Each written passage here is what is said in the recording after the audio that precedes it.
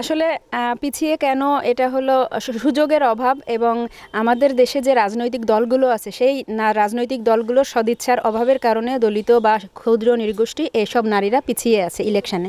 আপনারা সকলেই জানেন যে একটা ইলেকশন করতে কী পরিমাণ টাকার প্রয়োজন হয় এবং পেশি শক্তির প্রয়োজন হয়, সেখানে মুসলিম নারীরাই টিকতে পারে না। এবার মাত্র অল্প কয়েকজন মুসলিম নারী এমপি হয়েছে নির্বাচন করে, সংরক্ষিতটা আলাদা, সেখানে দলিত, পিছিয়ে পড়া, মতুয়া, ক্ষুদ্র নৃগোষ্ঠী এদের তো প্রশ্নই ওঠে না। এখন সবচেয়ে যুগান্তকারী একটা ঘটনা ঘটেছে, এই সরকার তারেক রহমানকে আমরা অভিবাদন জানাই এবং মানে এটা আসলে যুগান্তকারী, কারণ গত 50 বছরেও দেখেন আওয়ামী লীগ সরকার এতদিন থেকে গেল এতবার চেয়েছে যে দলিত, পিছিয়ে পড়া, মতুয়া এই জনগোষ্ঠীকে একটা সংরক্ষিত আসনের নারীদের দেয়া হোক বা ক্ষুদ্র নৃগোষ্ঠী, একবারও দেওয়া হয়নি।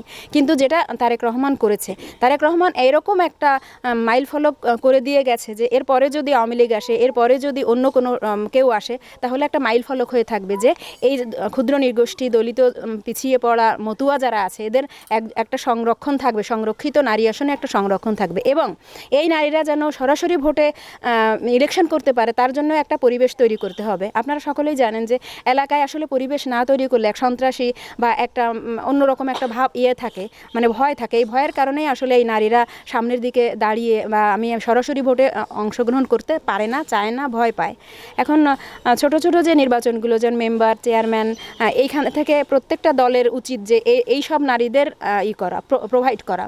এই নির্বাচনের জন্য আমি হিন্দু জনগোষ্ঠী, পিছিয়ে পড়া নারী, দলিত নারী সংগঠন, সেইখান থেকে বলছি যে একটা নারীকে যদি আমরা ভোটে দাঁড়া করাতে পারি, আমাদের সুযোগ সুবিধার জন্য, মানে আমাদের কত সমস্যা আছে, যেমন নারী নির্যাতন, বাল্যবিবাহ, তারপরে শিক্ষা থেকে অনেকেই পিছিয়ে আছি। আমরা যদি একসাথে ঐক্য হয়ে দাঁড়ায় একজনকে ভোটার করতে পারি, যদি সে নির্বাচনে দাঁড়ায় পাশ করতে পারে, আমাদের জন্য উপকার। প্রথমে অনেক অনেক ধন্যবাদ জানাই আমাদের মাননীয় প্রধানমন্ত্রী তারেক রহমানকে। তিনি আমাদের এই যে মতুয়া মাতা সুবর্ণা ঠাকুরকে সংসদে নিছেন, এর জন্য আমরা নিজেদের ভিতরে অনেক আশাবাদী যে আমরা প্রতিনিধিত্ব করব ইউনিয়ন পরিষদে, কারণ ওইটা আমরা দেখে শিখছি এবং আমাদের সাহস হচ্ছে যে আমরা দাঁড়াতে পারি।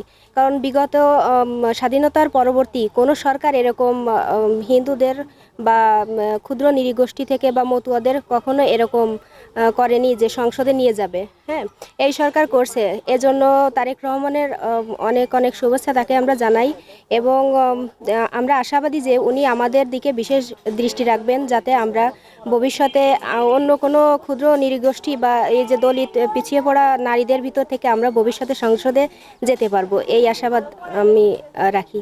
যাদের লেখাপড়া মানে যারা সমস্যা তাদের নিয়ে আমি কাজ করি, মানে তাদের সহযোগিতা করি, মানে যাদের মানে অসুস্থ থাকে এদের আমি পাশে দাঁড়াই, মানে অনেক বাড়িঘর নিয়েও গ্যাঞ্জাম লাগলে সেইখানেও আমি হাজির হই, মানে বিভিন্ন মানে যত প্রতিবাদ আছে আমি গিয়া সামনে গিয়া দাঁড়াই। এর জন্য আমার এখন আমি যদি একটা মেম্বার প্রতিনিধি এবং মেম্বার হই, তাহলে আমার আরেকটি সাহস যোগাবে এই এলাকার মধ্যে।